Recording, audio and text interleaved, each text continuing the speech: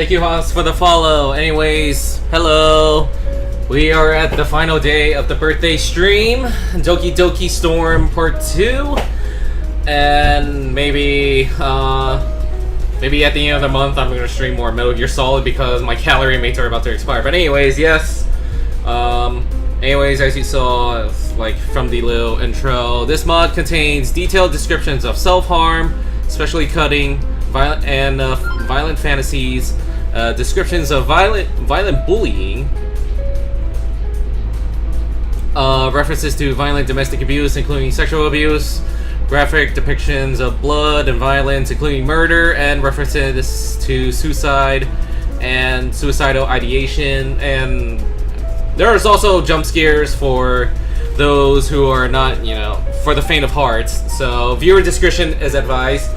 But anyways, sorry I'm late. Had some personal stuff to take care of. Not really important. It's just I bought a new cosplay and had to check for parking spaces because I'm gonna go to the convention center this weekend for Comic-Cons. I'm just gonna be hanging around outside and take pictures of cosplayers. And I was watching my friend Vicky Bunny streaming, and decided to publicly simp for her. Well, she's literally my best friend. I've known her for 7 years, so. And she's streaming right now. She has an hour left, anyways.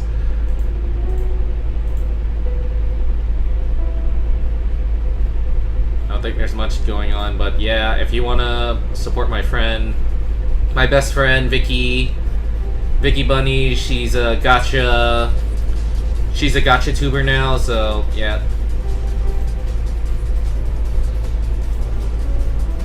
Check her out. I'm gonna take off the music because that was for the forest. Yeah, she's streaming right now. She's doing Kingdom Hearts Disney ear crafting. I guess because she went to Disneyland before. Yeah, she went to Disneyland for 2 years. I didn't get to see the video because I was so busy while they're streaming and everything. But yeah, that's my best friend. She's streaming right now. You have an hour left.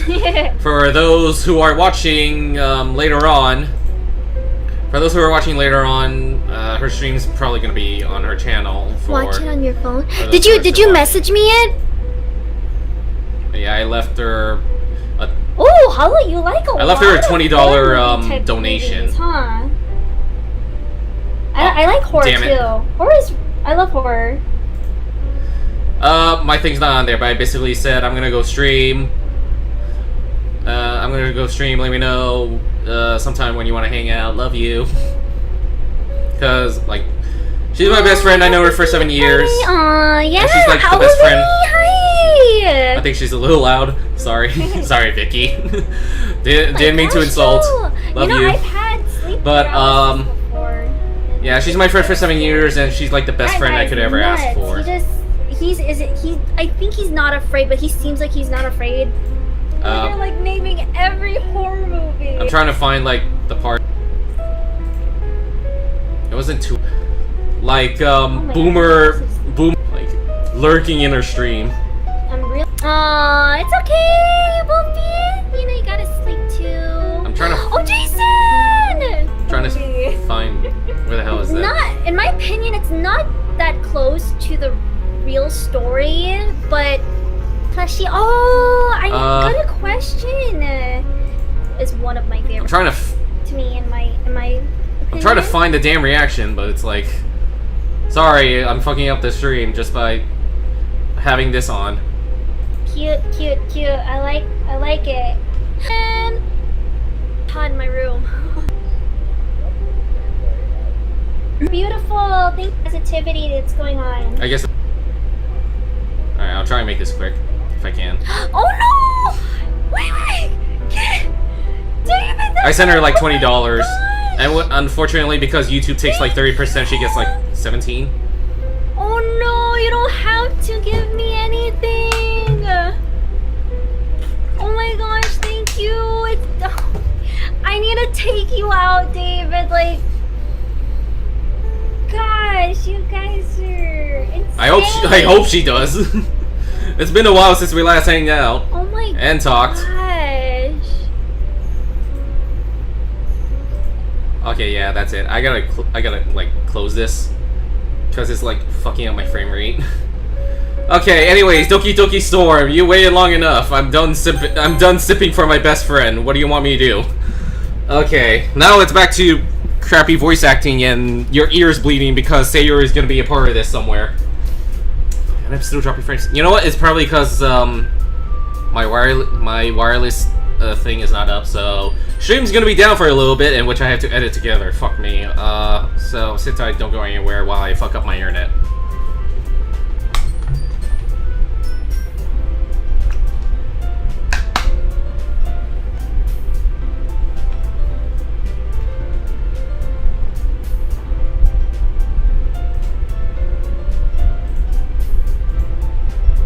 I guess I didn't go down, so onto the reading, I guess. All right.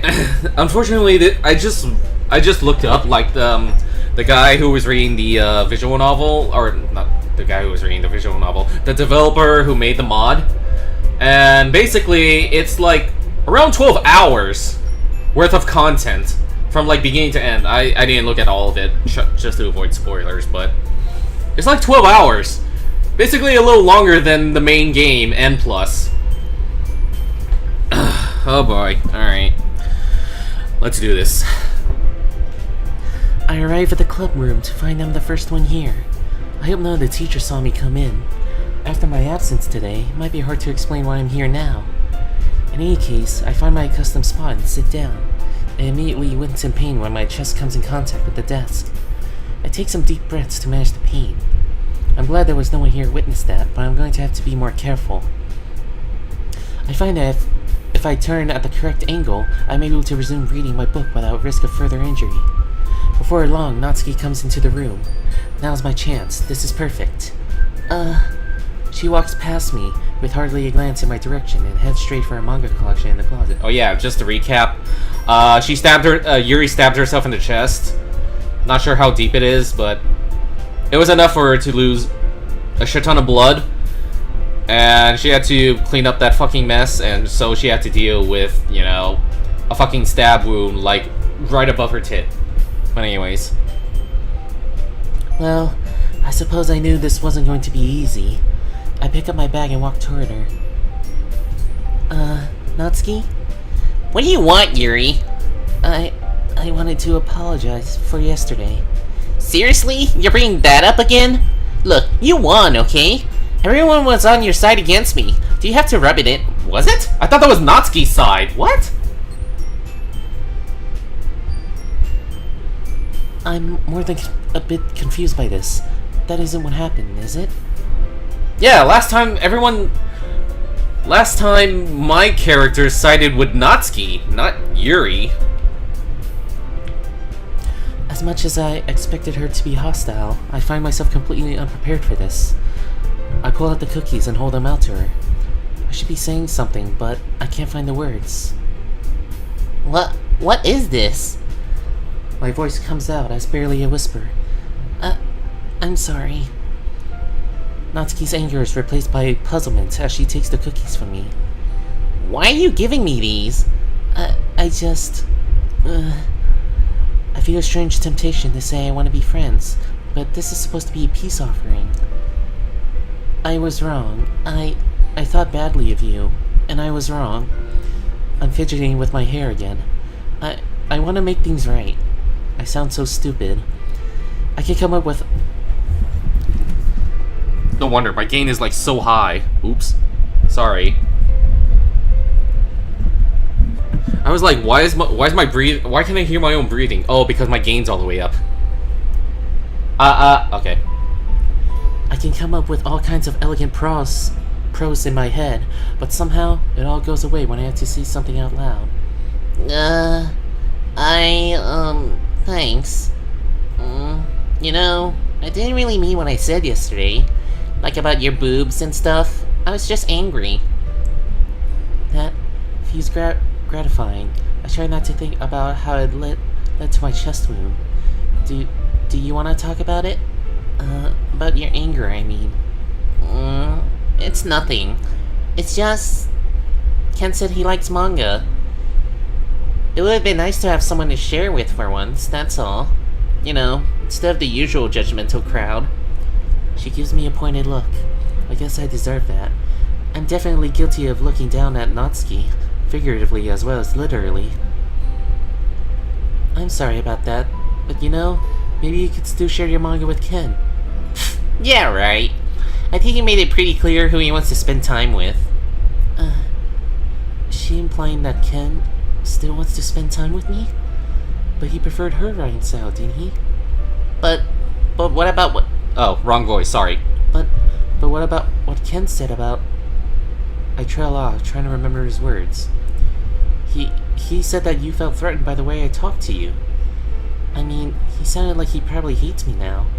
Are you kidding me? Jeez, you have got to be the stupidest smart person in the world. Ken doesn't hate you, Yuri. In fact, I'd be very surprised if he doesn't come to you again today. Natsuki suddenly looks very uncomfortable as Sayuri comes into the room. Sayuri gives us a cheerful wave. Thanks again. I mean, I don't really like coconut, but I'm not gonna say no to cookies, so... Oh yeah, because she's like malnourished as shit. Anyway, I'll just go back to my manga now. She opens one of her manga and almost aggressively turns away from me to read it. I guess she's dismissing me? I awkwardly turn and go back to my seat. I welcome the chance to sit down. The stress of talking to Natsuki is making me feel lightheaded all over again. Hey Yuri, you okay? You're sitting funny. It's nothing. I, just have a bit of back pain today. That is at least partly true. Okay, I hope you feel better soon. I smile and nod in response before turning back to my book. As I'm reading, I reflect on my encounter with Natsuki. I suppose she wasn't as hostile as she could have been, but she wasn't exactly friendly either. I don't know what to make of it. Just then, I see Ken enter the club. I suddenly feel inexplicably nervous, as after yesterday, I had written him off as a lost cause. But now, I find myself thinking, what if Natsuki's right? Maybe he doesn't hate me. Maybe he could even grow to like me. Do I dare try approaching him again? I don't think I could bring myself to do that. I just quietly observe him over my book. Sayuri walks up to him, all smiles. Hi, Ken! Yo, Sayuri. And now, I engage in one of my favorite pastimes, people watching. It's fun to just sit and watch people interact and imagine what their personal stories are. It's clear from the banter between Sayuri and Natsuki that they've known each other very well for a long time. Very, very well, judging from the fact that Ken is going through Sayuri's purse. I'm far from being an expert in social niceties, but I'm sure I've never observed friends doing that before. Oh, but now it looks like there's more going on here. Ken has just uncovered a sinister plot from Sayuri to extort money from him. I love watching his deductive reasoning in action. It's like watching a murder mystery unfold in front of me. This is the scene where the inspector gathers everyone together to reveal who the killer is. And now, the culprit has been caught. Her guilt is exposed. I can't help giggling. Huh? Suddenly, I realize that they're both looking at me. I wasn't listening or anything. It was just something in my book. Yuri! Tell Ken to let me borrow some money! Don't get me involved like that, Sayuri. Besides, you should only buy what you can responsibly afford. And frankly, after pulling a mischievous little stunt like that, your suffering is fair enough retribution. Seeing their stunned responses make me realize that I may have gotten too carried away with my mystery narrative. Did I just... I didn't mean that. I got too absorbed into my book. So much for my fresh start. So much for trying to make friends. It's like it's just in my nature to do the wrong thing. I really like when you speak your mind, Yuri. It doesn't happen much, but it's a fun side of you. She liked it? There's no way you could think that. What could this mean? She's saying she's as bad as I am? You're right, though. I did something bad, and now I have to accept the revolution. Retribution. That! Still, coming from you, Sayuri, I guess there's a little devil inside all of us, isn't there? Don't let her fool you. Sayori knows exactly what she's doing. After all, she told you guys she was bringing me to the club before she even told me. But you wouldn't have come if it weren't for the cupcakes, so I had to trick Natsuki into making them. She really is a devious one, isn't she? Come on, give me more credit than that, Sayori. Yeah! Suddenly, a giant cookie smacks Sayori in the face and tumbles onto the desk. Oh! What was... Huh? A cookie! I recognize it as the coconut one that I gave Natsuki earlier. Wasn't it the one with raisins in the main game? Like, Natsuki had 2 cookies. One was chocolate and one was raisins, and she gave the raisin one to Sayori. Am I wrong, or am I having another aneurysm?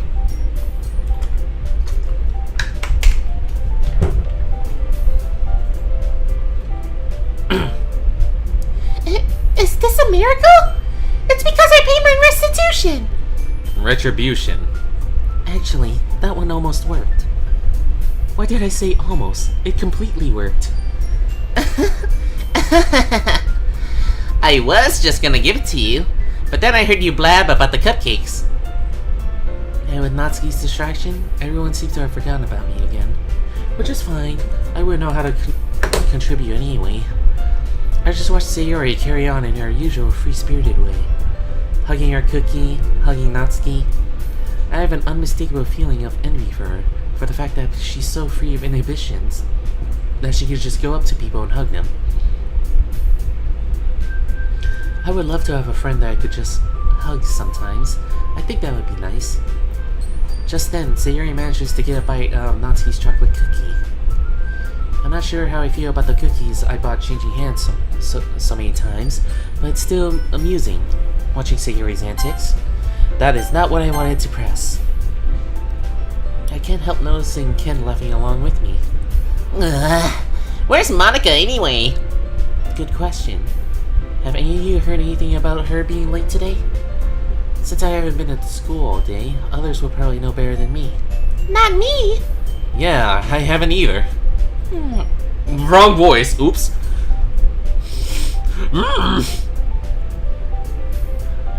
A bit unusual, that is. That's a bit unusual. I hope she's okay. Of course she's okay. She probably just had something to do today. She's pretty popular after all. Huh? You don't think she has a... Yes. The ever-present rumors about Monica's significant other. I wouldn't be surprised. She's probably more desirable than all of us combined. Just then, Monica comes in. Sorry, I'm super sorry. I wonder what it would be like to be in a romantic relationship. To be that close to someone, anyone. To be liked and appreciated and to be able to share together without fear or judgment. I'll bet it's even better than friendship. I wouldn't know. Hashtag forever alone.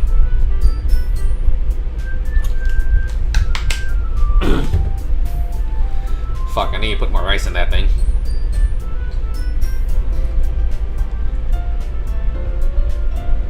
Monica chose the club over her boyfriend after all. You're so strong-willed. Boyfriend? What on earth are you talking about? For some reason, Monica looks at Ken when she says that. Never mind that. What held you up anyway? Well, my last period today was study hall. To be honest, I kinda just lost track of time. That makes no sense, though. You would have heard the bell ring at least. I must have not heard it, since I was practicing piano. I can understand how that would distract her from hearing the bell.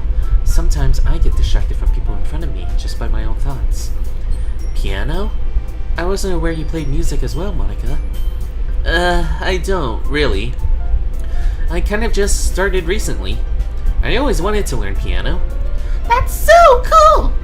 You should play something for us, Monica. That's... Monica looks at Ken again. Why does she keep doing that? Maybe once I get a little better, I will. Yay! That sounds cool. I'd also look forward to it. Is that so? In that case, I won't let you down, Ken. That kind of looks Weird. I'm just saying. At this point, she abandons all pretense and gazes at him quite intently as they continue talking to each other. A thought strikes me. Could Ken be your boyfriend? Well, no, I don't think so. He's still stammering bashfully as she talks to him. Everything about his body language suggests that they aren't close at all. But then why is she so seemingly fixated on him right now? I'm sure I've never seen her look at anyone else like that before. I'm still thinking about it as I try to turn my attention back to my book. Both Natsuki and Monica are drawn to him. Sayori is so close to him. I suppose I'm no different. I feel myself drawn to him too.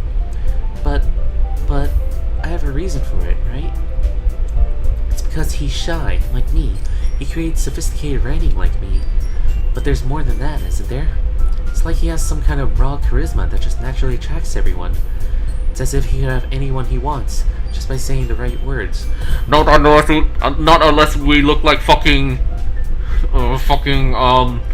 fugly looking, otaku fucking, weeaboo looking, neats, freaking fat looking pieces of shit that no one would fucking date. I don't know where I'm going with this fucking joke. Maybe that's why Monica wants him. Because he's popular? He doesn't carry himself like a popular person, though. I don't understand it. It seems incongruent with everything I know about reality for a popular person to be so timid and reserved. Hey, Yuri. Huh? He's talking to me. To me. All my introspection evaporates as my heart starts pounding in response to his presence. He stands there, shyly gazing at me. Sorry, I didn't mean to interrupt. No. I don't know what I did to deserve this second chance, but something tells me I should act like I was expecting him. I was kind of just waiting for you. If that's the case, why don't we go ahead and get started? Yes, let's. He wants to read with me again. I'm so excited. I feel like I could burst. I have to fight to remain calm. Actually, I have a request. Do you mind if I make some tea first? Not at all. Thanks very much. There's one thing that can make my reading time here any better. It's a nice cup of tea. Oh, fuck. Is this gonna be... I know this is Act 1, but is this gonna be the part where she cuts herself? Not to mention for yourself as well. Yes, tea will help calm me down. I need to be calm. I need to make a good impression on him. I get my pitcher from the closet. Can you hold this for a second? Sure. I get out my kettle as well. I'm going to plug this in at the teacher's desk, and then we'll go get some water. I do my best to hold myself up with a sense of confidence. I want to be worthy of his attention. Somewhere, at the back of my mind, I remind myself that I was thinking the other day that I should forget about him. But right now, I don't care. I'm getting back something that I thought I had lost. I want to make the most of it. Okay, may I have the water pitcher? Thanks, I'll be right back. I might as well walk with you. I try to contain my delight. Delay? I try to contain my delight. I have no idea how much it's showing through.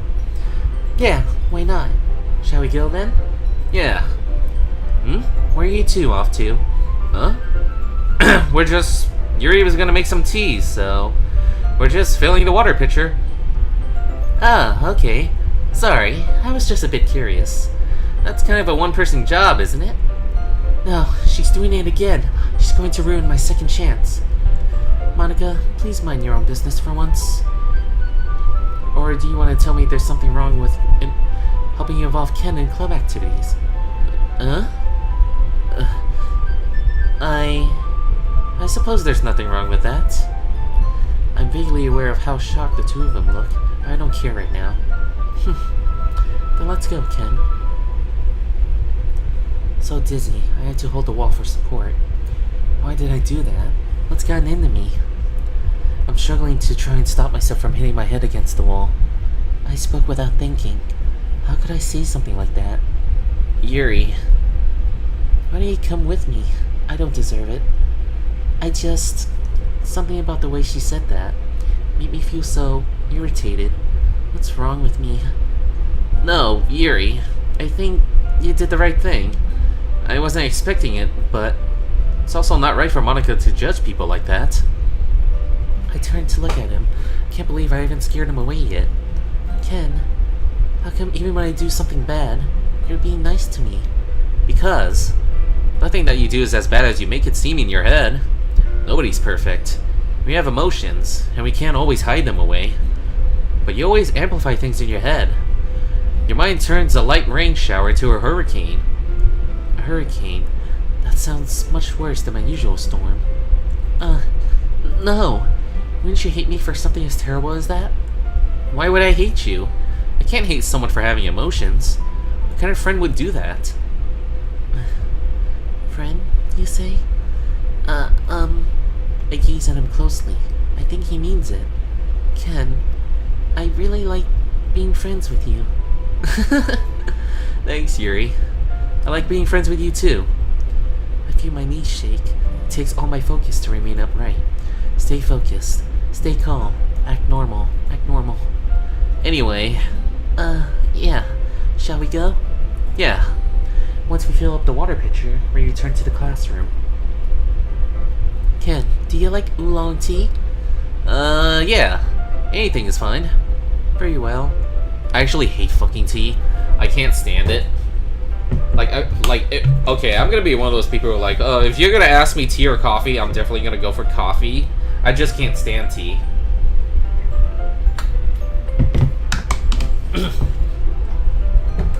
I even had a couple of friends that were surprised that I didn't like boba tea.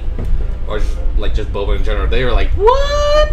Like when I told them. But it's like, really? That's more surprising than me not liking like fruits and vegetables when I was young? Cause I haven't eaten like fruits and vegetables for many years. Ever since I was young. Until recently. Like when I started working with my current job. Very well. I set the temperature on the kettle to 200 degrees. I sometimes find it confusing, having to mentally convert from Fahrenheit. But I shouldn't complain, because I got a good deal on this American kettle. Sorry, I'm having hiccups. Sort of. Or just like minor burps. Now it's time to get the teapot. You really do this properly, don't you? Of course. I shouldn't do any less when I'm making tea for others. Especially for my friend. I smile inwardly. Even if I'm not an expert on tea or anything? In that case, you'll only be even more impressed. Perhaps I will. I'm in such a good mood, I start humming to myself as I work. A cheerful tune from Beethoven. I probably look silly, but I don't care. It just feels right. You must be in a good mood now. I'm pleased by my friend's attention. Is that so? I was letting it show, and you noticed. I smile at my friend. I was doing a bit of thinking. I decided that I would try expressing myself a little bit more. Turns out it's not very hard for me to do. When it's you who's around anyway. My friend. That's great, Yuri. Just don't push yourself too much. You're always worrying about me, Ken. It's very endearing. I don't even hear what he says after that. It's like I have to struggle to restrain my happiness. Usually, I'm trying to pull myself away from dark thoughts. Strange to have to pull myself in the other direction. By the way, I'm starting to get hungry. I know it's like fucking like 8:37 right now, and we're just started the stream like over half an hour ago. But I gotta like get some food in me. So in the next hour, I'm gonna take a break and eat something, and then I'll come back here. I'll probably push the stream to like 10:30 since I sleep at 12.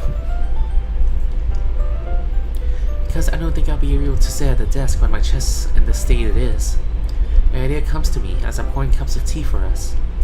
Ken, I have another request. Do you mind if we sit on the floor today? Huh? Why is that? It's a little bit easier on my back.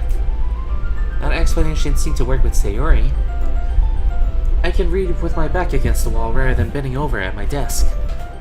Sorry. I didn't realize. No worries. I just have back pain fairly regularly, so I do my best to manage it. Is that so? I wonder why that is. It's most likely because my... Why did I even start that sentence? I don't want to mention my breasts. I don't even want to think about them. My... Your posture, right? Always hunched over like that while reading? Yes! Thank you for saving me, Ken. I have terrible reading posture, so that's why we should sit on the floor. Fair enough. I'll go ahead and get the book. Ken retrieves his copy of Portrait of Markov from his bag. I have some chocolate as well. He holds up a bag of chocolate candies. I'm not sure how to respond to that. I'm not overly fond of chocolate, so I say nothing. Again, you're much of a sweets person in plus, say, I almost called her Sayori, Yuri. I take my seat on the floor near the closet. He joins me on the floor. We assume the same position as last time, each holding one side of the book, only this time with me on the right side. I'm feeling a lot more confident than last time. I can't see too well. I slide closer to him until our shoulders are touching. The physical contact feels like electricity. It sends sensation washing over me and make my heart pound all over again. I put all my effort into taking deep, regular breaths, so I don't look unusual, but my voice still comes out with a slightly breathy sound. Your teacup.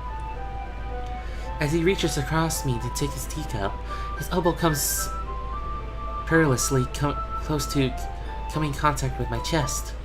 I eerily curse myself for sitting on the right side. It was a poor choice. If he collides with my injured breast, I don't know if I'll be able to restrain myself from crying out in pain. Don't make any noise. Don't make any noise. Don't make any noise. Just keep calm. Keep quiet. Just enjoy the book. It's a good time to enjoy the book.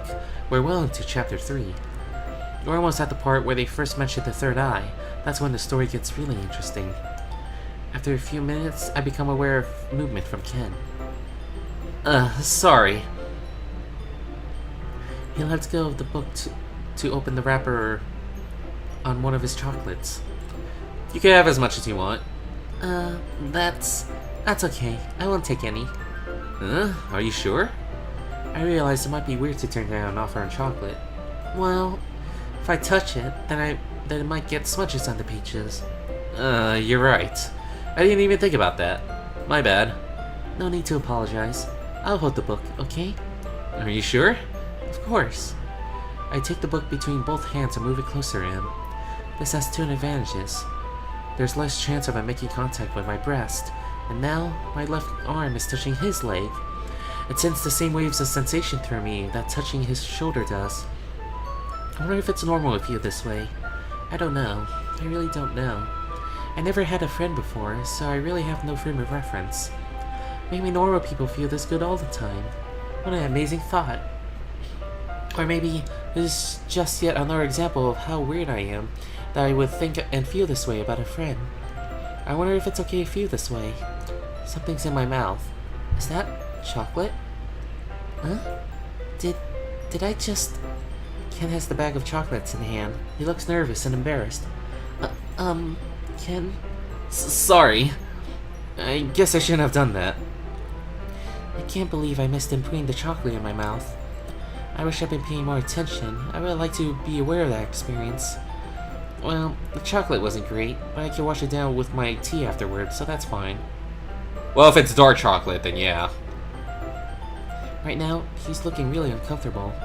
Probably made him feel that way by not reacting properly to his gift. A normal person probably would have accepted a chocolate present from a friend with more enthusiasm.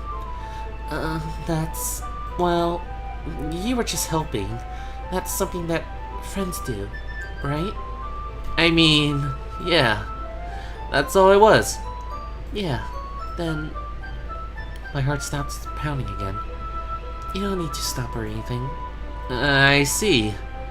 I pretend to turn back to the book, but the story we're reading isn't even close to being on my mind right now. Out of the corner of my eye, I see Ken unwrapping our chocolate. His hands are shaking. He's breathing more rapidly. Could he be as excited about having a new friend as I am? I look into his eyes and time seems to slow down. He tentatively extends his hand, holding the chocolate toward my waiting mouth. I part my lips to accept his gift. The moment stretches on. I feel like I'm losing control of my rapid breathing. He holds the chocolate between thumb and forefinger, the same sensuous fingers I watched while we were reading. I want to touch those fingers. I bring my tongue out slightly to meet the chocolate as it reaches my mouth. I take it in eagerly, allowing my lips to brush against his fingertips. The same thrilling electric sensation spreads through me again. I barely resist the urge to lick his fingers. Okay, everyone. Ugh. It's time to share poems. Ken, you can help Yuri put away the tea stuff, right? Yeah, of course. Okay, thanks. It takes some effort to pull my mind away from what I was just experiencing and focus on what's in front of me. I'll take care of the cups. Yeah. As Ken and I clean up, I allow myself to drift back into daydreaming. I still don't know if that was okay, but if it wasn't, then I think I don't want to be okay. Afterward, I retrieve my poem from my bag. I feel nervous about it all over again. Even though I was careful to make sure no one will know what it's really about, it doesn't change the fact that it's about something I would like to keep a deep, dark secret. Still, I can't help smiling when I see Ken already walking toward me with his poem in hand. Let's see what you've written for today. I look over his poem, and all over again, I'm floored by how well written it was. He's even cleaned up the structure issues that plagued his previous poem. How is it that everything about him is so wonderful? My knees feel weak as I finish reading it, and I look to him again. Do you like it? Ken? I try to keep the breathless sound out of my voice. This one might even be better than yesterday's. How'd you even pick up on this so quickly? Just yesterday, I was telling you the kind of techniques worth practicing. Maybe that's why.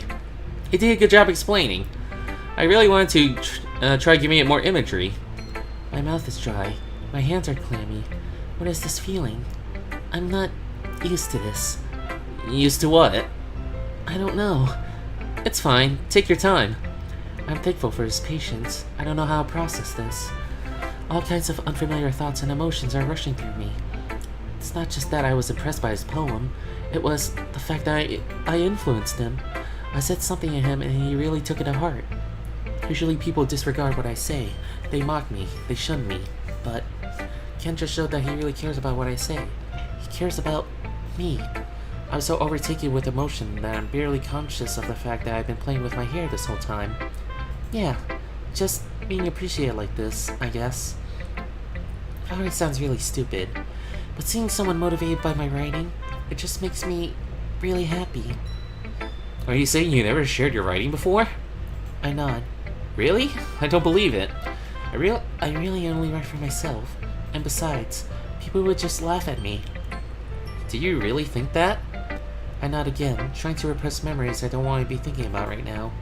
Huh. Even your close friends? I can't bring myself to answer. I don't want to admit that he's the first friend I've ever had. Anyway, do you want to share the poem you wrote today?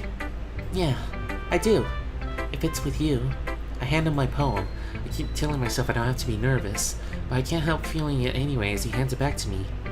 I was a little more daring with this one than yesterday's. I can see that. It's a lot more metaphorical. That's right.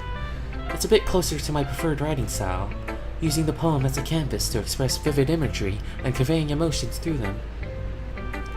Yeah, if I take it at face value, then I can't even figure out what it's supposed to mean. I breathe a small sigh of relief. Well, I watch his reactions closely, choosing my words carefully. I think it's something that different people can relate to in their own way. I want to express the way it feels for me to indulge in my more unusual hobbies. It's those sorts of things I usually force to keep to myself, so I sometimes enjoy writing about them. Why do you keep them to yourself? Because everyone would hate me. They were embarrassing, and people would make fun of me. Don't you have anything like that, Ken? I really hope you can relate to it. As different as I know I am from everyone, I still hold on to hope that there are still some small things to connect me with others. Well, yeah, I guess I do. I feel like everyone has to live something like that. Or so I hope. The best we could do is respect each other and our individualities. Even if it's difficult sometimes, and some things make us uncomfortable. After all, I hadn't learned to embrace my own weirdness. I would probably hate myself. I glance at him again. I'm getting carried away. I shouldn't tell him about my weirdness.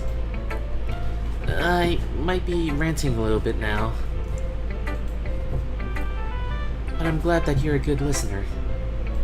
You're good at things.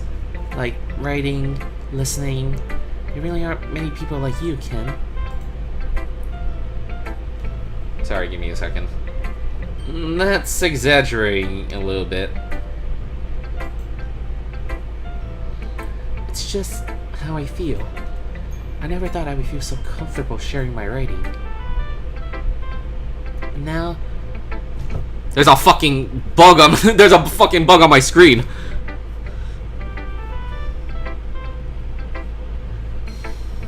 I didn't even notice. Shit.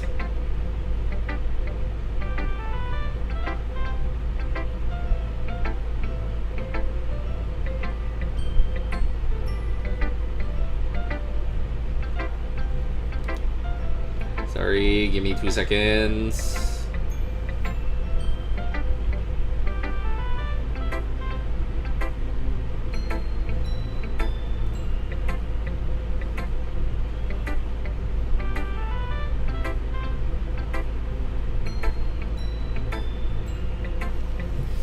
Alright. Sorry. but now, I almost feel like I look forward to it. It's just a really nice feeling. And you're to thank for that. It's nothing really. I smile. He's so modest. I may be overdoing it and showering him with compliments, but it feels so good, I can't help myself. Still, I should probably hold off on saying any more. It's time to move on. I suppose I might as well share with people in the same order as yesterday. That means Sayori's next. Sayori approaches confidently. She's beaming at me. Okay, Yuri, get ready for the best poem ever! She hands me her poem, entitled Bottles. It's about sharing happiness with friends, using a metaphor of bottles to represent happy thoughts. Can't help smiling as I read it. I feel like I can identify with it very well, now that I know what's it like to have a friend. It has a bit of a sad ending, though. This is a big improvement over yesterday's poem, Sayori. I'm impressed. Yay! I impressed Yuri! What? It's a good thing that this is the last day, just to save my throat.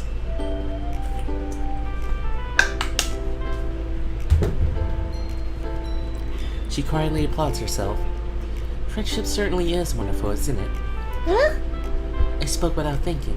That wasn't a very professional appraisal of her poem. Sorry. I just mean, you conveyed the emotion of sharing with friends very well. Thanks, Yuri! Monika's been a huge help with me expressing my feelings. Monika? Not me? Huh. I can't help feeling slightly disappointed, but then again, this isn't about me. Monika is an experienced writer too, after all. I'm curious, if you don't mind my asking. From your writing, why does it sound like you expect your friendship to end in sadness? The mask flickers. For an instant, I see pain shine through Sayori's eyes. Well, it's not exactly like that. It's more like sometimes I feel like I give out so much happiness that I forget to keep some for myself. And, well, yeah, that can be sad sometimes. I'm trying to process this. Is she saying that her friendships in themselves bring her sadness? Even though I've only been friends with Ken a very short time, I find it hard to see any drawbacks. You know, I can't help noticing how close you got to Ken the past couple days. It's really nice seeing you two get along. Yes. It turns out that you were right yesterday. Ken and I are friends now. I can't help beaming with pride. That's great, Yuri. I'm really happy for you. She gives me a big smile. I feel like the mask is in full force right now. Did I say something wrong? Can I see your poem now? Yes, of course. She keeps the same smile on her face as she reads it. Raccoon. Cute. I mean, the raccoon is, metaphor, right? Yes, that's right. It represents one of my more unusual hobbies. Ah, okay. But Yuri... I think maybe you chose the wrong animal then. I mean, aren't raccoons pests? If it is a hobby that you enjoy, why would you choose an animal that people want to get rid of? Was I too obvious? I suppose I've underestimated you. You're very clever, Sayori. You mean you just learned something from me? Well, I guess this is a day of learning for all of us. Don't worry, Yuri. You'll do better next time. Thanks, Sayori. It's time to move on to Monika now. She approaches me a little warily. A pang of guilt hits me. Monica, I'm sorry for the way I spoke to you earlier. She visibly relaxes a little. It's alright, Yuri. I should have been more discreet. But still, you didn't deserve that. You wanted to spend time with Ken? Well, yes, you see, he's my friend. Monica raises an eyebrow. Just friends? What? Bleh. Sorry. What? Friendship is the most amazing thing I've ever experienced. How could she say just friends?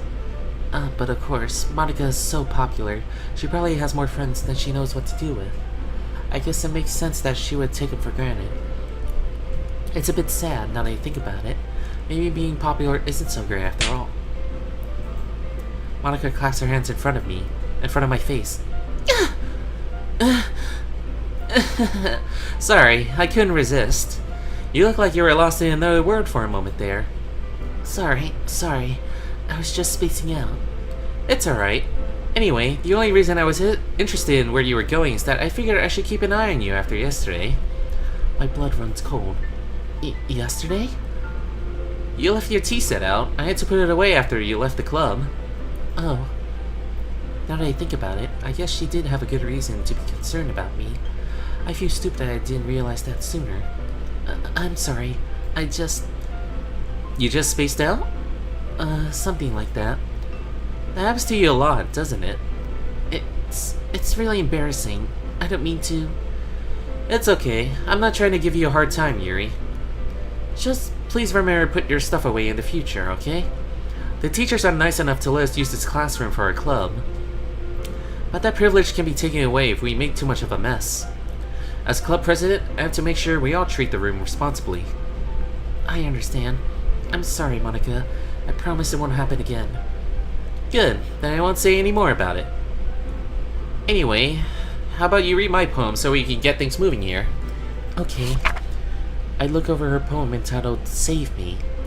I have a feeling that it's continuing the theme from yesterday of feeling trapped, but the metaphors are sounding much darker, like she's experiencing great torment. Would I be correct in guessing that this poem also relates to your epiphany? Monica smiles and nods. Would I also be correct that you still don't want to tell me what your epiphany is about? There's no change in Monica's expression as she nods again. I hesitate. Normally I wouldn't want to pry, but I think the new me should want to help someone in need. Monica, this poem sounds like you're suffering. Are you okay? Thank you for your concern, but really, my poem is just an expression of a feeling. I mean, I have some ideas of what to do. She glances in Ken's direction. But for now, it's important for it to be secret.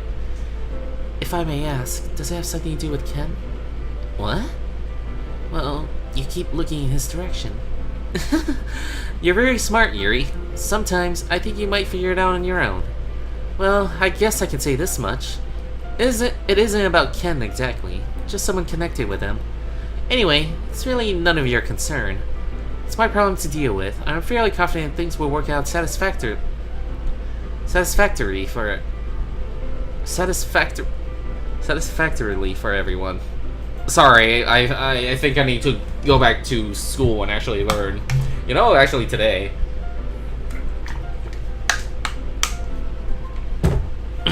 There was I was helping out one of my students with a math problem that I didn't even know, because it was I don't think, well, then again, I don't remember elementary very well. Too much trauma and too much stupidity that I've done. But I was trying to rack my brain about a problem that was I figured out the pattern, but I have to make an equation out of this. I was trying to rack my brain about it. It's oh my god, how do I do this? I just couldn't figure it out. I was just fuck it. Well, if you think that's best, then I trust your judgment. In any case, your emotions came through very clearly, so your poem was effective. Thank you, Yuri. I value your feedback. Perhaps it's time for me to read yours now. Here. She glances at me over the page as she reads. The raccoon, an urge. I feel nervous all over again as she hands the poem back to me. You took my advice. Now that's what I like to see. It's about an unusual hobby of mine. Something I generally try to keep secret. Well, if you don't want to talk about it, that's okay. We all have our secrets, right? She winks at me. Well, this has been very interesting. I look forward to seeing what you produce for next time. I take it we'll be writing poems for tomorrow as well? I'd say it's been a very effective exercise, wouldn't you? I consider this. Sharing poems has been very scary for me. In its own ways, it's given me the opportunity to share more with Ken and get closer to him. Yes, I'd say there is benefit in continuing. I'm glad we agree. On that note, I think it's time to move on. That means it's time for me to go Natsuki. I really don't know what to expect this time. I suppose it can't go any worse than yesterday, can it? With much trepidation, I approach her. At least this time, she's making eye contact. That alone makes me feel encouraged to speak up. May I see your poem, please? Well, since you asked so nicely. Her poem is called Amy Likes Spiders, and it's about a girl who likes spiders, and how much the narrator of the poem hates her for it. It makes me uneasy reading it, because I'm actually rather fond of spiders. I bit my tongue again! In the same spot!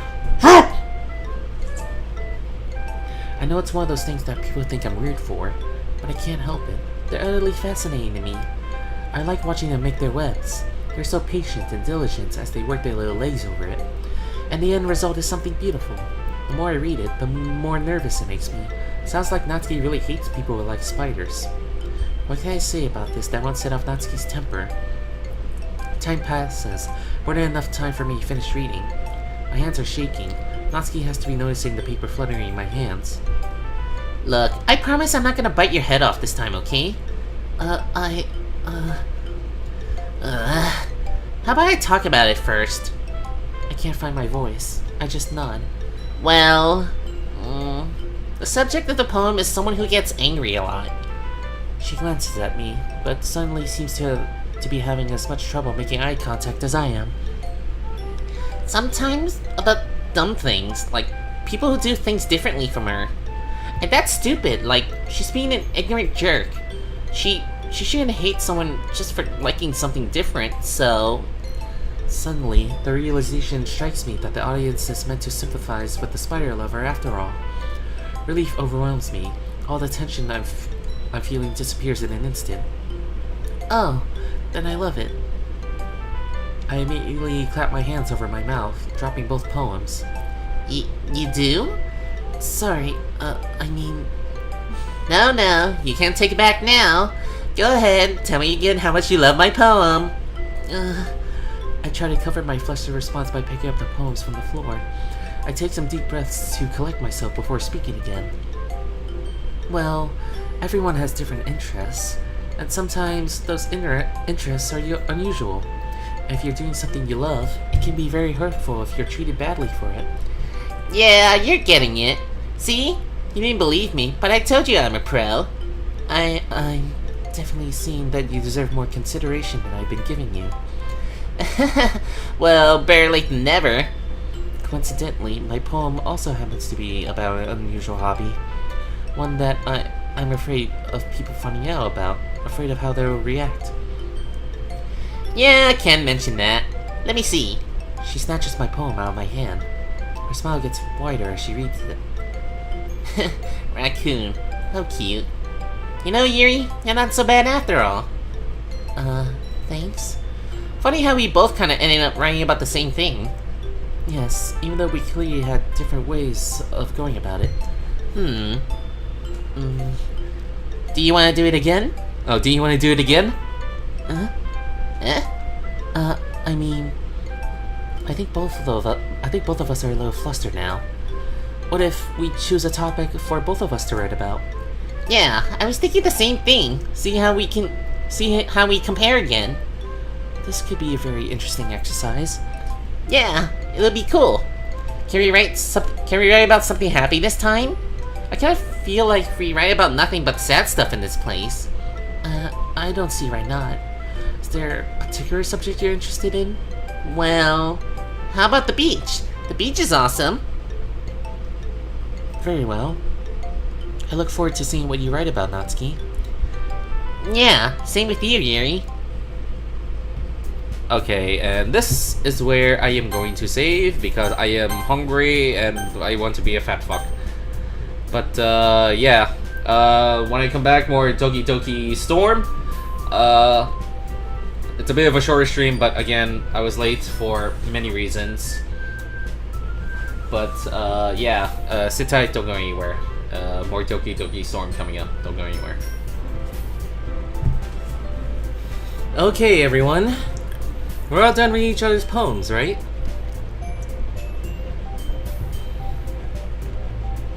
I have something extra planned today, so if everyone could come sit at the front of the room. Sorry, my scab opened up again. Is this about the festival? Well, sort of. Do we really have to do something for the festival? It's not like we could put together anything good in just a few days. We'll just end up embarrassing ourselves instead of getting any new members. That's a concern of mine as well. I don't really do well with last-minute preparations. Don't worry so much. We're going to keep it simple, okay? We don't need much more than a few decorations.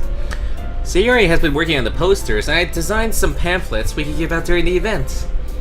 Okay, that's great and all. But that doesn't tell us what we're actually going to be doing for the event. Sorry. I thought you heard about it already. We're going to be performing. I think I might actually faint this time. Performing? My throat is so dry, I barely produce a strangled sound. Monica clearly has a different idea of what constitutes keeping it simple. Monica? Yeah, we're going to be having a poetry performance. Everything's spinning.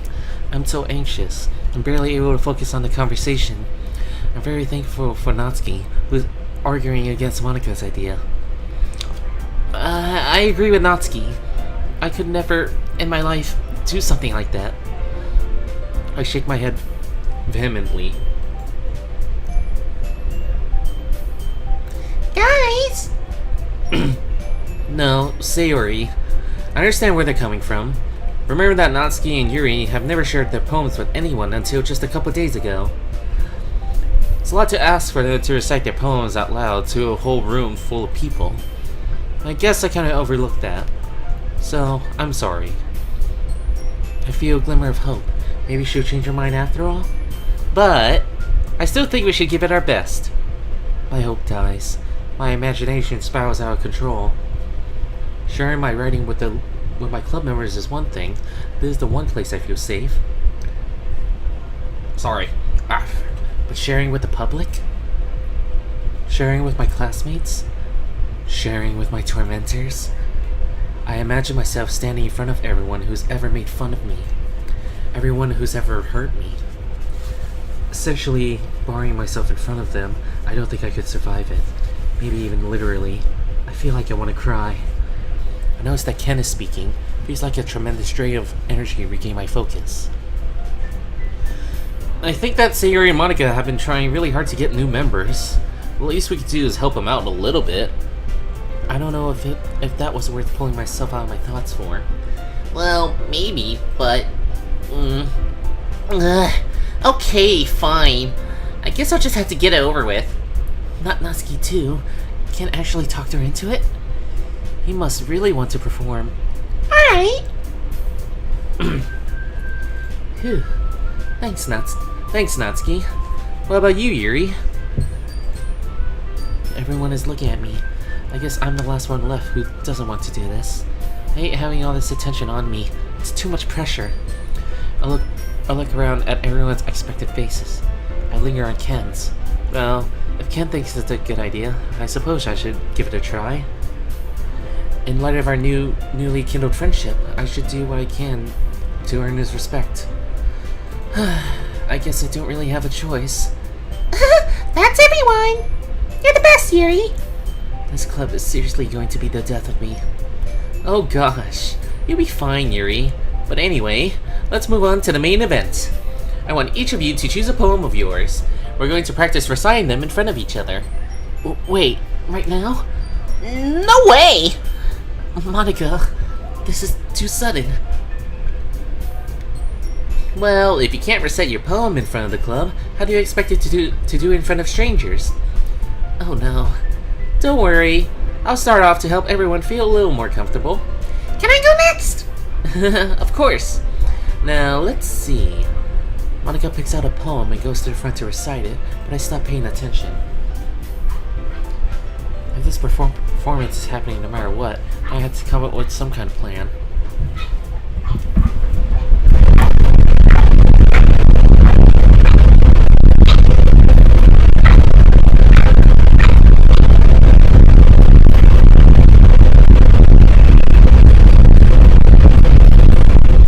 Stupid dog, you made me look bad. Anyways.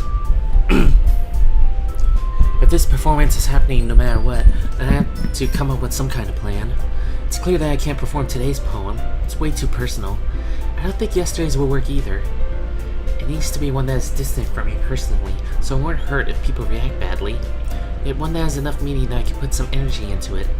I cast my mind back to the poems that I'd written previously in my notebook, and I come up with a perfect one. One that I wrote about the portrait of Markov. Yes, I think that will work. It won't mean anything to anyone else, but I should be able to give a decent performance of it. And if I do it well enough, maybe it'll impress Ken. People are applauding. I should join in. That was so good, Monica!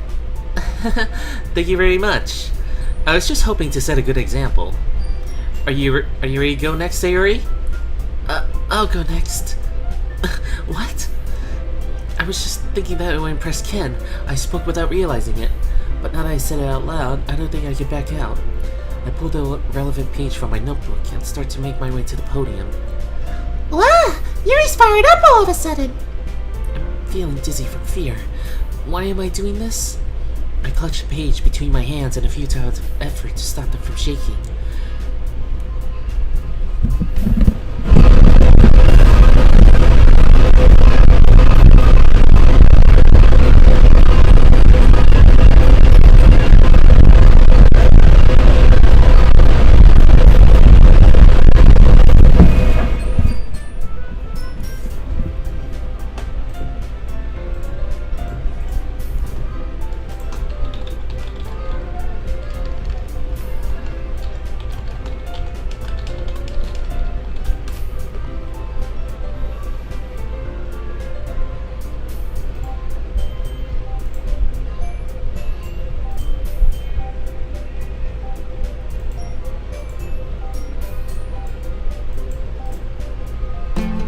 I am a tactless minstrel, I sing off key for coins.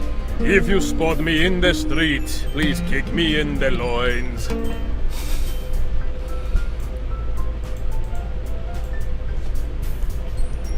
The room seems to sway around me as I face everyone. I have to clutch the podium to stop from falling over. Don't faint. Don't faint.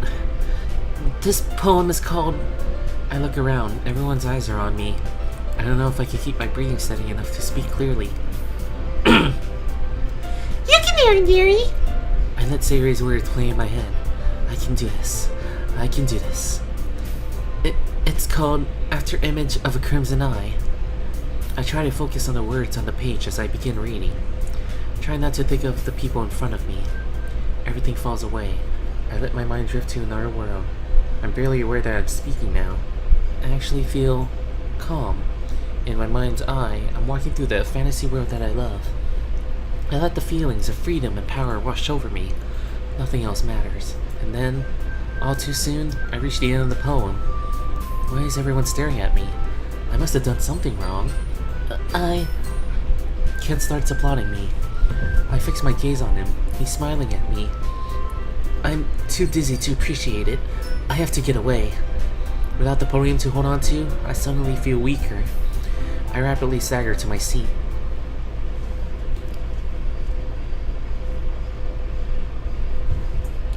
Okay, everyone. My head hurts. I think that's about it for today. Wait, I thought Sayori was going next. I know the feeling... I could smell freaking somebody smoking a cigarette outside my house. Or some dank weed. Let's hope I don't get high in the middle of the stream, alright? I think that would be problematic. I know the festival is coming up, but let's try to write poems for tomorrow as well. It's been working out really nicely so far, so I'd like to continue that. Did I miss everyone's poems? I'm suddenly conscious of the fact that the storm has completely abated. I wish I could sleep through it more often. It made things so much easier. I feel relaxed, calm. But the most important thing is, I did it. As for the festival, we'll finish planning tomorrow, and then we'll have the weekend to prepare. Funny how I'm doing voices better now that I ate something, huh? Yeah, shut up, dog. Stupid dog, you made me look bad. Monday's the big day. I can't wait! I can do this. I can do this. Alright. Ready to go, Sayori? Yep! Once again, Sayori and Ken are going home together. I wonder what it would be like to go home with Ken. How close does a friendship have to be before it's okay to do that? Are there rules for that sort of thing? I wonder if there's a book I could read where it's all written down. It would make things so much easier. Ken is acting like it isn't a big deal. It must be a little nice, though. I still dreamily imagining visiting Ken as I get ready to leave. I see Natsuki walking ahead of me in the hallway. On a whim, I start taking longer strides to catch up with her. Natsuki. Huh? I wanted to thank you for trying. What? For trying to talk Monica out of doing the performance. I didn't feel capable of doing it, so I'm glad you did. Oh, that. Yeah, it just really pisses me off that she didn't even think to tell us about it ahead of time. Like, hello? Communication skills, anyone? It was rather inconsiderate of her, wasn't it? Yeah, well, we'll just have to make the most of it. And, you know, your performance today was pretty good. I think you'll be alright. I scarcely remember my performance today, so it's difficult for me to gauge. Thank you. Yours was pretty good too. I hope she didn't notice that I wasn't awake for hers. Thanks, Yuri. We're in this together. I think we'll both be okay. Yeah, sure. Well, I have to go now, but I'll see you tomorrow. Yes, have a good evening. I'm feeling really good now. Somehow, everything went right today. I expect today's performance to be dreadful. But I not only managed to get through it, but I did well at it. And also, I actually had positive interactions with Natsuki for once. Most of all, I made a friend. I actually made a friend. I can't help grinning all the way home. As I placed my bag on the floor, I let the full realization hit me. I have a friend. I feel so giddy, I can't help giggling to myself. I dashed to the bathroom and checked my reflection in the mirror. Well, hello there. How was your day? Mine was amazing. I made a new friend. His name is Ken. My reflection looks so delighted, it makes me giggle some more. I do a little dance on the way back to my room again. I take my red knife out of my bag. Hello, little one. You've been a good companion today. I'm afraid your services are not required. I place the knife back in its place on the rack. You see, I address my collection. I have a friend now. His name is Ken, and he's shy, just like me.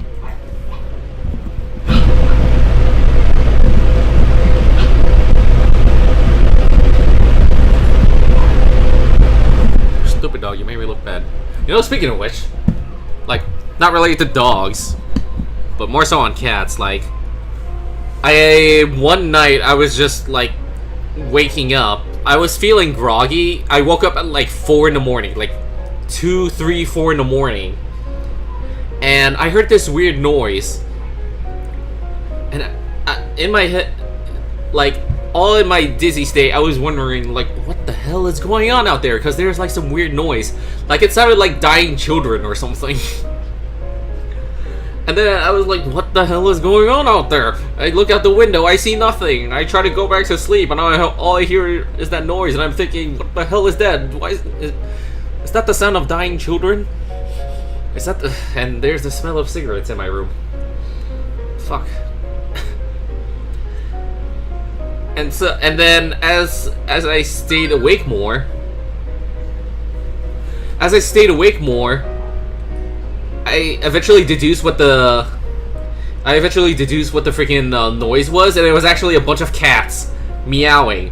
I was like, oh, it's a bunch of cats meowing. It sounded like a bunch of dying children. That's like, you know, on the brink of death, but they're like trying to make noise. That was a very random ass night. We like to read together, he likes horror books, just like me. He writes beautiful poetry, he gives me chocolates, and he's wonderful. I pick up one of my pillows and hug it, pretending it's Ken. Overwhelmed with glee, I lie back on my bed.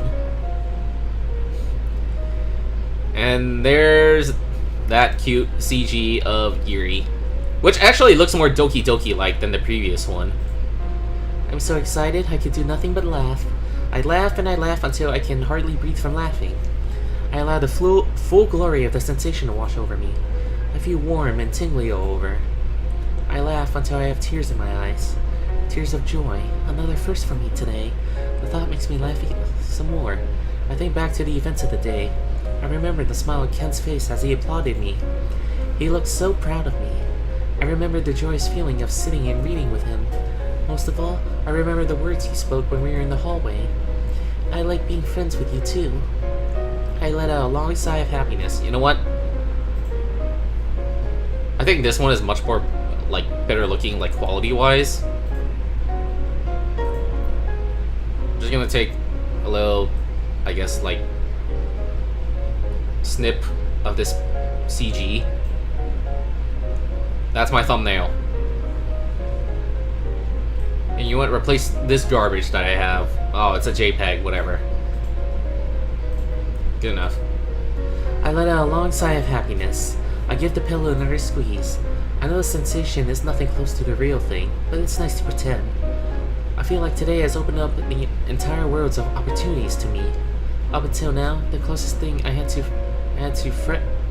had to friends were characters in my books, and in some moments, my knives, when my imagination takes me there. But now, I have a real, live human friend, and for the first time in my life, I feel like I'm not as inhumane as I thought I was. It makes me feel more real than anything I've ever experienced. Maybe I can actually have something close to a normal life after all. Maybe I don't have to be alone anymore. I allow the ecstasy of that thought to pervade every part of me, right down to the tendrils of my hair. I know that I absolutely must write about this feeling. I pull up my notebook, sit down on my desk, and start to write. Funny how she's so overwhelmed with joy that she doesn't realize the wound, like, on her chest. Can't help drawing inspiration from the poem I wrote earlier this week. Back then, I was writing about the fear of being pushed into an uncertain future. But now, well, the future is still uncertain, but now it feels indescribably wonderful. Tears come to my eyes again as I'm writing. I don't even fully understand what I'm feeling. I only know that I want more, and I don't ever want it to stop. I look over my finished poem. Ken's influence is very prominent, particularly the image of his outstretched arm holding the chocolate. I add the poem to my chest, lost in thought. I really do have Ken to thank for this extraordinary feeling. I really need to thank him, so let him know how much I appreciate him. What if I give him this poem as a gift? I have mixed feelings about this. On one hand, I want to keep it for myself to commemorate the occasion, but on the other hand, I can't think of a more fitting gift for Ken. I write the title, Ghost Under the Light, Part 2, across the top of the page. I smile. Somehow the fact that it's a sequel makes it feel like an even more fitting gift. Something that shows Ken how much I've grown as a person since meeting him. And with that, the last of my reservations dissolve, and I know that I must give it to him. I find myself looking forward to tomorrow and seeing his reaction to my gift. But then I remember my promise to Natsuki. I had to write a poem about the beach. I can't help feeling a bit of regret about making that promise. I still think it was a good idea in principle. I suddenly realized that I don't really know what it's like to go to the beach. Not in terms a normal person would understand anyway. Going to the beach usually means wearing a bathing suit. I don't want anyone to see my hideous body, not to mention all my scars. I find the thought very unsettling. I don't want to ruin the good feeling that today has brought me. I need something to occupy myself while I think of what to do. I want tea. My parents are home already. They're sitting at the kitchen table, reading, in silence, as usual. The quiet somberness is strangely incongruent with the happiness I'm feeling. As I start heating the water to make the tea, I feel a mounting desire to try to reach out to them again. It still feels unnatural to break the silence, but I take a few rapid breaths and find my voice. Hi, Mom. Hi, Dad. They glance up at me from their respective books, but say nothing. I made a friend today. There's a pause. That's nice. Yes, it's very nice. I smile, feeling very pleased with myself. There's another pause, and then they return to their books. I feel like I should try to speak again, but the more time passes, the more awkward it feels to break the silence again. I turn my attention back to making tea, and pour myself a cup to take back upstairs. And now I'm going to spend the rest of the evening wondering if I could have handled that better. But now, it's time to write a poem. Any feelings I could muster up about the beach just seem too painful to contemplate right now, but then I realize I'm overthinking things. This is a poem. It can be as abstract or mundane as I want it to be, and I start to write. My poem ends up having nothing to do with the experience of being on the beach. It's more contemplative of the nature of life and the universe. The beach ends up being a rather strange focal point for these themes, but I'm pleased with the result nonetheless.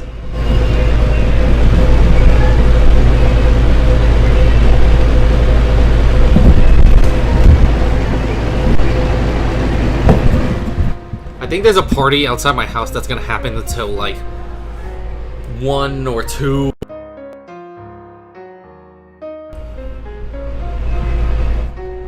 I thought I heard something die. What the hell?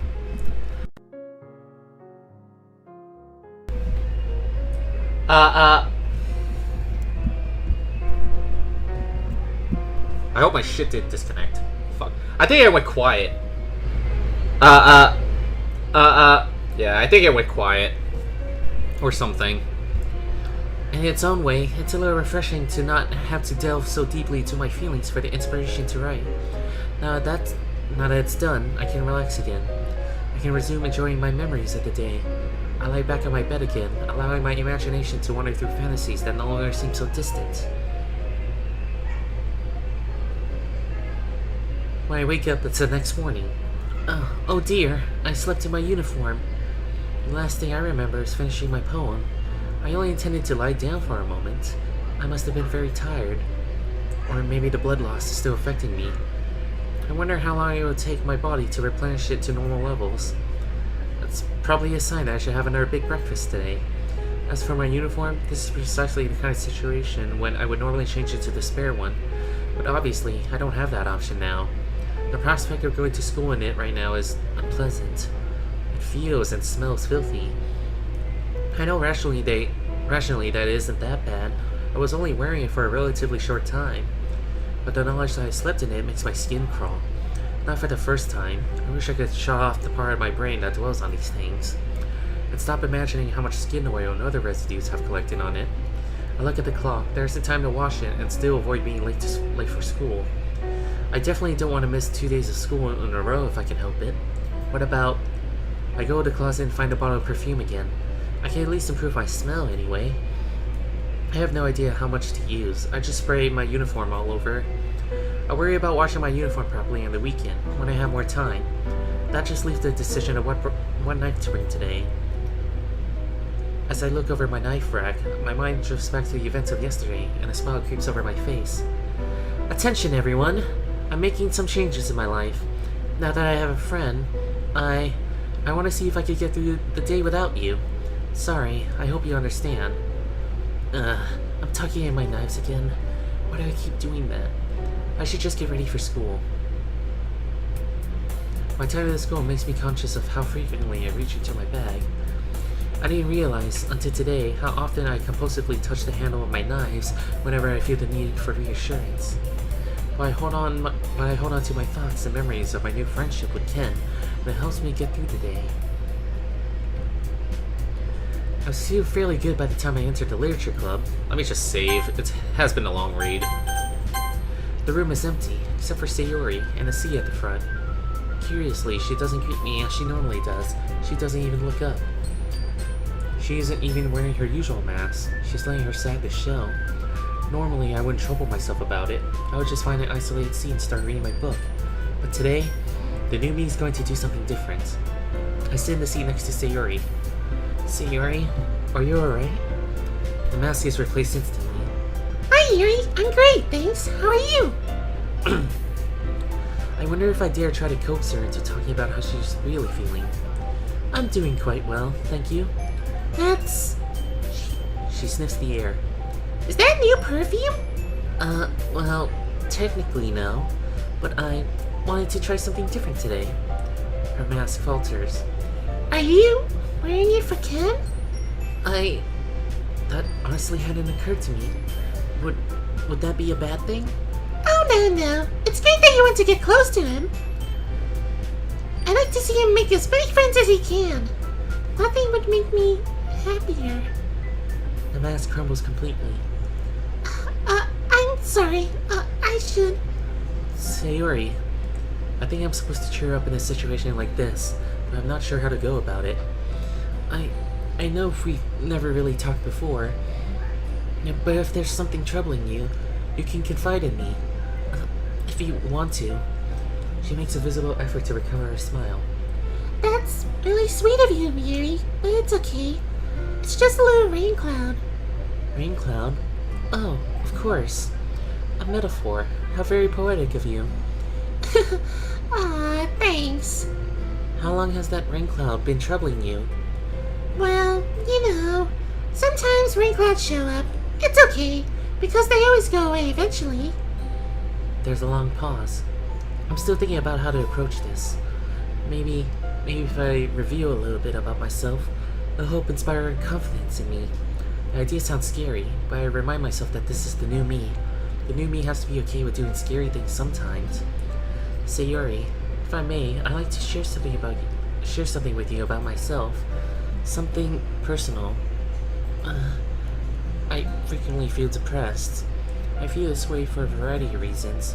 Partly because of how people treat me at school. Partly because of other difficulties in my life. It led me to read up about it, and about mental health in general. And I've had occasion to wonder sometimes if you might be suffering from depression as well. Depression? Oh no, nothing like that. That makes it sound so serious. I just get sad sometimes, like everyone does. I'm sorry to hear you feel that way, though. I wish I could make you feel better. It's alright. I deal with it in my own way, even if I'm not very good at it. So, do you see a doctor about it, or what? No. I'm self-diagnosed. Then how do you know you have it? The signs are all there. From what I read, it's the world's most common mental illness. Yeah? What's it like? Well, I'm half tempted to explain the pounding in my head that accompanies the storm.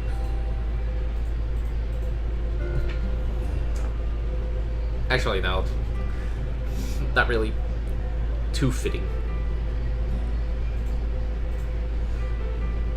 The overpowering anxiety that makes me unable to interact with people in any normal way. There's so much wrong with me that if I started talking about my problems, I might never stop, or I try to focus on that one feeling. It feels like there's a struggle within me to even do mundane tasks, because I find it hard to muster the motivation to do them. There are things I want to do, but I can't bring myself to do them. I can't really explain why, and sometimes it feels like there's no point in trying anymore, because I'll never be able to live like everyone else. But I still have to find some way to keep living. Find reasons to keep going, even when it feels pointless. I have to pause to try to control my breathing and the shakiness of my voice. I'm so anxious, I can almost hear my heart pounding. And yet at the same time, there's an undeniable sense of relief from finally sharing this. Yuri, I think I've had depression my whole life. I thought I was the only one who feels this way. I don't get it. How can you be depressed? You're so smart and talented. So many reasons. Too many lists right now. It isn't about intelligence, it's about emotions.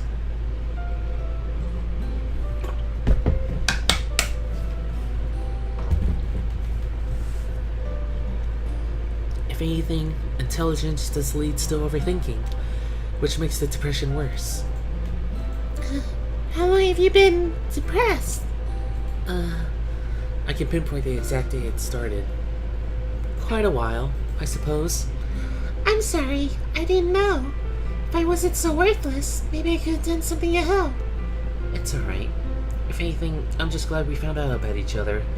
Yeah, maybe we can be depression buddies or something. Is that something like being friends? Sure, Yuri, friends. Just like you and Ken. Suddenly, she leans forward, face down on the desk, and starts sobbing. I'm more than a little stunned. I don't know how to react. I helplessly watch her cry in her seat as she cradles her head in her arms.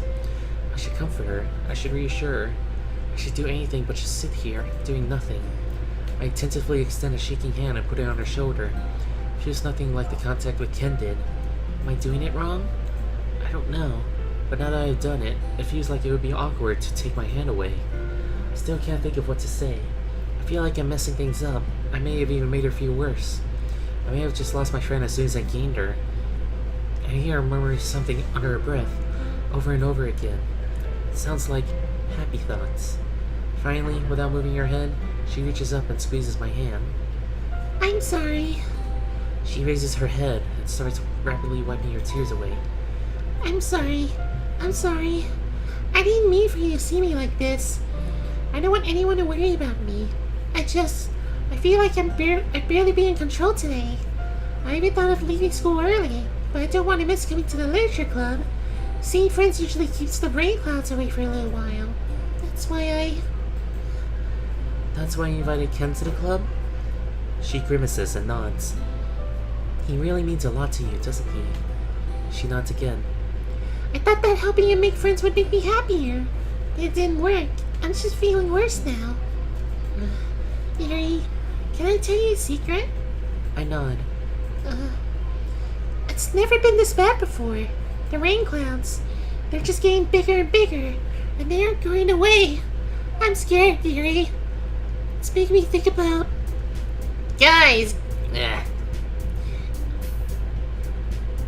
What are you looking at? Guys! As Natsuki bursts in, Sayuri forces a smile back to her face. What's Monika's favorite food? Huh? What? It's squid. You know why? I'm utterly bewildered.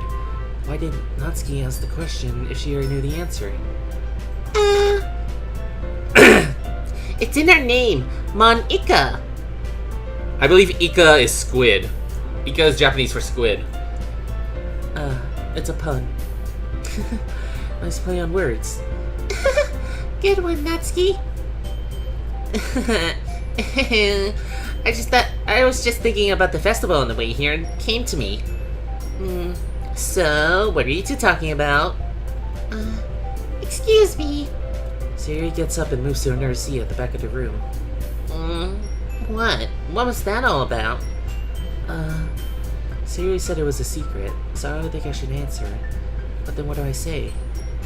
I think I'll go read my book now. As I turn away from to find another seat, I catch a glimpse of a confused, hurt look on Natsuki's face. Once I'm seated again, I glance at her over my book, but she's back to wearing her usual sour expression. She goes to the closet to retrieve some manga. I can't help feeling badly about how I'm handling things today. I may have made Sayuri feel worse, and I may have ruined my newfound truce with Natsuki. I'm feeling the absence of my knife more in this moment than I have all day. Social situations are already confusing enough to navigate when there aren't secrets involved. I may just have to make up some social skills as I go along. For now, I need this moment to distress myself by reading my book. Just then, Monika and Ken enter the room, one after another. Were you practicing piano again? Yeah. You must have a lot of determination. Starting this club and now picking up piano? Well, maybe not determination, but I guess passion. Remember that the club wouldn't be here if it wasn't for all of you. And I'm super happy that you're all willing to help out for the festival, too. I can't wait for the festival. Natsuki has a real habit of barging into conversations, doesn't she? I feel frustrated. Part of my frustration is with Natsuki's interruptions, though it's hard to stay mad at her when she's smiling for once. Mostly, I'm feeling frustrated with myself. I can barely be sociable when I'm talking to one person. When there's more than one, I don't have a chance. I lost the thread of the conversation already, but I need to focus on controlling my features and my breathing to hide what I'm feeling. I'm sure that frustration would be an inappropriate emotion to show right now. I wonder if I should try talking to Sayori again. She seems like she has something important to say. And if the way she feels is anything like how I feel, I would be worried that she might think of hurting herself. But of course, I know she wouldn't do that. Foreshadowing! Whatever's troubling her, she's obviously nowhere near as broken as I am. Your reactions aren't as fun as Yuri's or Sayori's anyway. Excuse me. Where is Sayori anyway? Oh, there you are. Ken walks over to where Sayori is sitting at the back of the room. Oh, I suppose I should have expected that. The woebegone look on her face is painfully obvious, even from a distance. She's so visibly lost in her thoughts that Ken has to wave her hand in front of her face to get her attention. I become conscious of the fact that I've spent way too long watching them. I should get back to my book, or at least pretend to. As much as I enjoy watching people invariably accuse me of staring and call me creepy. I really haven't made much headway in my reading lately. I've been too distracted these past few days, and today is no different. Today, I confirmed what I have always suspected. Sayori is depressed, and no one knows about it. At some level, it feels good that for once, I am more socially aware about something else than everyone else. At the same time, I do feel bad for Sayori's predicament. I know well what it's like to have a sense of nameless dread eating away at me. I wish I could have talked to her some more, but it's probably just as well, since Ken will obviously know better what to say to her than I would. And they're so close, she'd be far more likely to confide in him than me. In fact, seeing how concerned he looks for her, I wonder, could he have romantic feelings for her? In fact, now that I think about it, during our conversation today, Sayori seemed saddest when she talked about reading. When she talked about fuck me. Now I'm making up shit as I go. Not only am I reading past what I'm supposed to be reading, I'm making up shit as I go. Could it be that she has romantic feelings for him too? The thought makes me feel something unpleasant. Is this jealousy? Now that I remember, I felt it on the first day I met Ken. I felt it when Sayori was hugging Ken. I also felt it when Monica tried to talk him out of helping me with the tea. Does this mean, do I have romantic feelings for Ken? Suddenly, all my emotions are in turmoil as I contemplate this. Excuse me. That might suggest that I was feeling it right from the first time I met him. Could it have been love at first sight? That sounds like something out of children's books. I thought it was just a myth, and yet I wonder, my mind is racing with possibilities. Could my friendship with Ken develop into a romantic relationship? That thought feels simultaneously terrifying and exhilarating. I never seriously contemplated being in such a relationship with someone. It's nice to fantasize about sometimes, but it's the same as friendship in that it's just something that other people do, or maybe characters in my book. Why do I feel like I relate to Yuri so much? But now, I feel like I'm closer to having it than I've ever been in my life. Except for that part. Suddenly, I'm conscious of the fact that I'm gripping my book too hard. I'm going to damage it if I'm not careful. I take some deep breaths, trying to calm myself, trying to regain my focus. I don't really know how I would go about pursuing romance. I don't even know how to pursue friendship. I guess I should have to look to Ken for clues about what to do next. I glance at him again. He's talking to Monica now. They're both repeatedly looking at Sayori with concerned expressions. It's obvious that they're talking about her. Now Monica's going over to talk to Sayori. That's good. She'll know what to say. I feel reassured that Sayori's in good hands. As for Ken, he's taking a seat by himself. He looks like he's in deep thought. I really hoped that he would come talk to me like he has the past 2 days. But it's easy to guess why he didn't. He's thinking about Sayori. and with all that, all thoughts of romance with him evaporate. I feel silly for having considered it. Obviously, he had to choose. He would go with his lifelong friend instead of me. But that's okay though, right? Because he and I are still friends. I just have to remind myself that I'm lucky to have him as a friend. So, I suppose that means I should try to be the best friend that I can be. And perhaps that means helping Ken and Sayuri get together, even if it hurts a bit. An unmistakable wave of sadness passes over me as I think about it, but it's okay. I'm long used to dealing with pain. Steel myself from what I know would probably be a difficult conversation with Ken. That is, if he ever gets around to talking to me. Just as I'm thinking that, he looks over at me. Our eyes meet, and I become conscious of the fact that I've been staring at him the whole time. I turn my attention back to my book, trying to look inconspicuous. I was hoping I pronounced that correctly because of my poor vocab. But I have trouble hiding how anxious I'm feeling as he walks over and takes a seat next to mine. Alright. It's 10. I know I said I would go for like 10:30, but it's like so hot. And I'm feeling a little bit drained. I'm sorry that this has to be a much shorter stream than usual, but I just need to relax. You know, all this reading and all this stuff, and I'm gonna be doing, especially this weekend, it's been very tiring. But you know what? It's been a fun weekend. And I had a really great birthday, so thank you all for tuning into this live stream.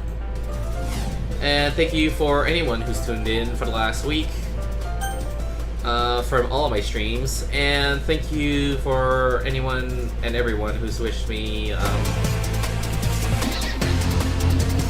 well on my birthday. So maybe we'll see, hopefully, at the end of this month, like either Monday or Tuesday. I'll record some Metal Gear Solid, or you know what, just Tuesday. I'm gonna go Tuesday. So at the 31st, I'm gonna stream Metal Gear Solid Twin Stakes, because I kind of need to go through it, and my calorie mate's about to expire, or at least one of them has already been on the expiration date. I hope it doesn't get loading as hell. Anyways, thank you for tuning to the live stream. This is Redgrave, CB Black Soul. I'll see you guys next time. And take care. Stay safe. Yeah, man.